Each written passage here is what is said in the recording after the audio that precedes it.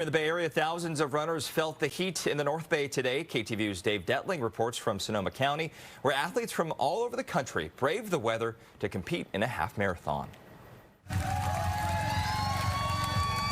Nolan Hosbein will tell you running in the California heat isn't easy. It was a pretty tough race. It was hard in the middle, but it felt really nice to cross the finish line. Coming in first is also pretty sweet, but the sweat and sun, says the 20-year-old from Petaluma, that combo can be a beast. Yeah, the first 2 miles were all right, and then I kind of noticed sweating coming on like 3 miles, 5K in, and it's definitely a lot harder now than it was at the start. Runners in the 19th annual Napa-to-Sonoma Wine Country Half Marathon agree about the heat. It's a little warmer out here than usually it is. This is my 4th or 5th time doing this race. Grant Graffenton flew in from Bend, Oregon. He's kept an eye on California's forecast and said he came prepared. Hydration's key. I mean, honestly, it's the hydration the night before and the morning of that really gets you to be in the right spot for the race. And speaking of H2O, thousands of these water boxes will be handed out to runners because, as you can imagine, safety is the name of the game, and runners say it is important to stay hydrated. We have water stations every mile. We have medical tents out there on the route, and they really make the experience for these athletes traveling from around the world to be here. More than 3,000 runners participated in the run,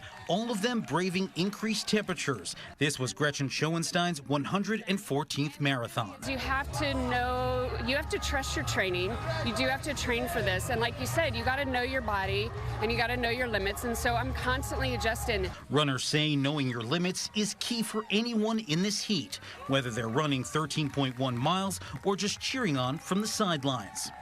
In Sonoma, Dave Detling, KTVU, Fox 2 News.